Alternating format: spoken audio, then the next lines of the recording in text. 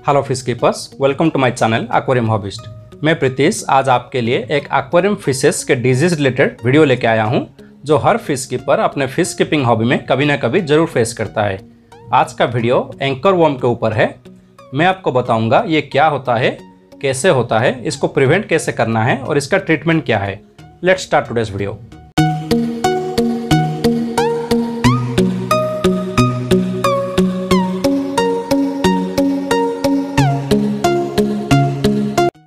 Anchor worm एक fresh water parasite है जो कि इन्फेक्टेड फिश के स्किन और गिल्स पे लगता है।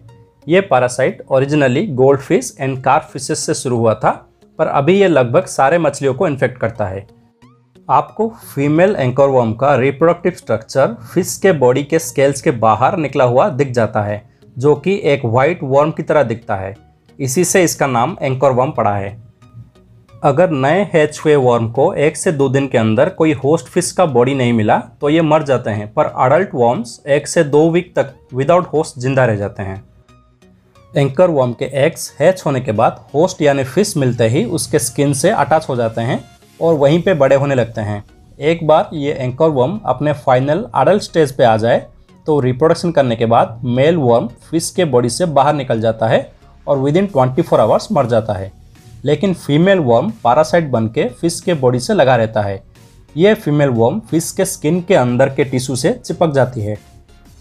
अगर बहुत सारे फीमेल एंकर वर्म्स छोटे फिशेस जैसे गप्पीज, मॉलिस, टेट्रास या मिनोस पे अटैच हो जाएं, तो ये मछली को जल्दी मार देते हैं। ये फिश के गिल्स पे अटैच हो जाते हैं, जिससे फिश के लिए ब्रीदिंग मुश्किल हो जाता है और फिश मर जाते हैं। अब देखते हैं कि एंकर वर्म होने के मेन रीजंस क्या है। मैंने मेरे पहले एक्वेरियम सेटअप में 12 नियॉन टेट्रास और 4 गपिश डाले थे।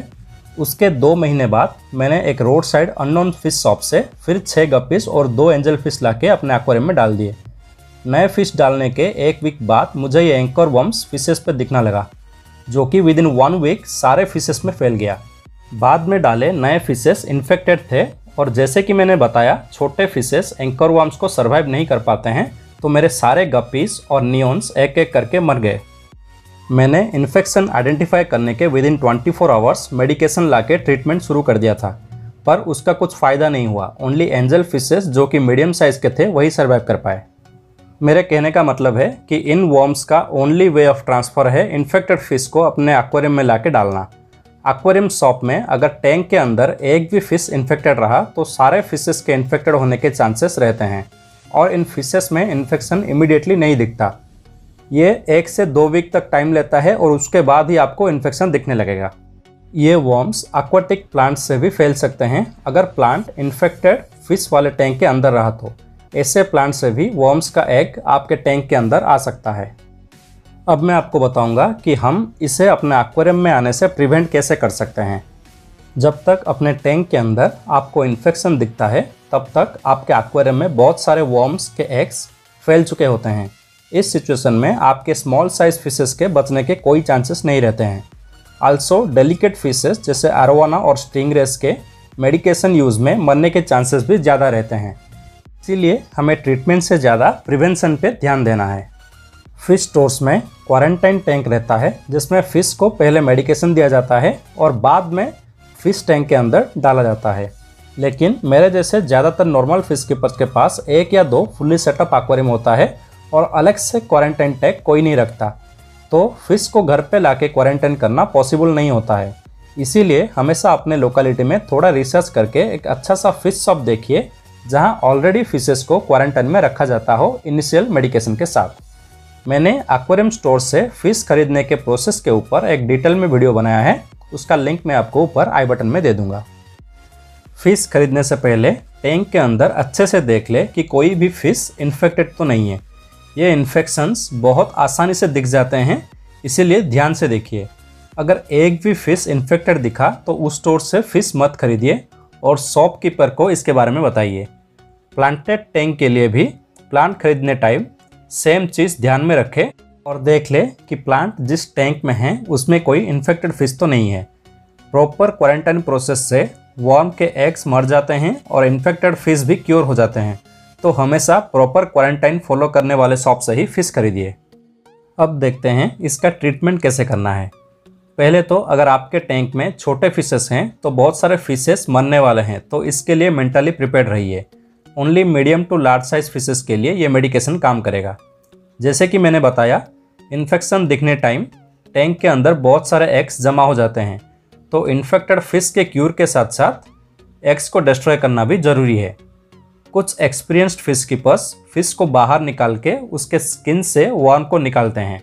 ये प्रोसेस बड़े फिशेस में किया जा सकता है और इसके लिए एक्सपीरियंस की ज़रूरत होती है, और वर्म को निकालने के बाद इन्फेक्टेड जगह पे एंटीबायोटिक भी लगाना होता है। नॉर्मल फिश कीपर्स को मैं ये रेकमेंड बिल्कुल भी नहीं करता हूँ। प्रॉपर ट्रीटमेंट से ये अटैच्ड वर्म्स अपने आप मर के बाहर निकल आएंगे, तो फिश के बॉडी से फोर्सफुली वर्म को मत निकालिए, इससे फिश के इन्फेक्शन के चांसेस बढ़ जाते हैं। मेडिकेशन डालने से पहले अपने टैंक से फिल्टर मीडिया निकाल दें। अगर टैंक के अंदर स्नेल्स या कोई अदर इन्वर्टिब्रेट है तो उसको भी निकाल दीजिए। मेडिसिन के अंदर के कॉपर सब्सटेंसेस इन फिशेस के लिए प्रॉब्लमेटिक नहीं है, लेकिन इन्वर्टिब्रेट्स जैसे स्नेल्स और बेनिफिशियल बैक्टीरिया इससे मर जाते हैं। उसके बाद अपने टैंक को अच्छे से क्लीन कीजिए। ग्रावेल को अच्छे से साफ़ कीजिए क्योंकि ज़्यादातर वर्म के एग्स उसी के ऊपर पड़े रहते हैं। उसके बाद अपने एक्वेरियम में सॉल्ट ऐड कीजिए। 1 गैलन पानी यानी 4 लीटर के पानी में 1 स्पून सॉल्ट ऐड करना है, तो आपको 10 गैलन यानी 40 लीटर के टैंक में मुट्ठी भर सॉल्ट काम कर जाएगा।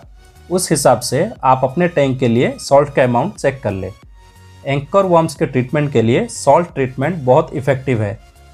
हमेशा याद रखिए, सॉल्ट को डायरेक्टली टैंक के अंदर नहीं डालना है। पहले सॉल्ट को कम पानी में डिज़ोल्व कीजिए, फिर उस पानी को धीरे धीरे करके टैंक के अंदर ऐड करें। ऑलमोस्ट सारे फिश मेडिसिन में कंपोजिशन सेम रहता है, बस ब्रांड्स अलग रहते हैं। मेन कंपोजिशन में एंटीपैरासिटिक कॉपर सब्सटेंस रहता है।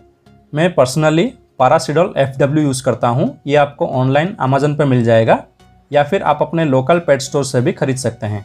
आप अपने एक्वेरियम शॉपकीपर से भी कंसल्ट करके किसी दूसरे ब्रांड के मेडिसिन भी ले सकते हैं। मैं आपको इस मेडिसिन का लिंक नीचे डिस्क्रिप्शन में दे दूंगा, आप डायरेक्टली वहां से चेकआउट कर सकते हैं। ये मेडिसिन आपको 1 ml पर 10 लीटर वाटर में ऐड करना है, तो उस हिसाब से 10 गैलन टैंक में 4 से 5 ड्रॉप काफ़ी रहेगा। हर अल्टरनेट डेज पे ये मेडिकेशन ऐड कीजिए और टैंक में 20 से 25% वाटर चेंज भी करते जाइए। 3 से 4 दिन में आपको इन्फेक्शन कम होते नजर आएंगे और विदिन 1 वीक ये फिश पे लगे वर्म्स भी मर के बाहर निकल जाएंगे।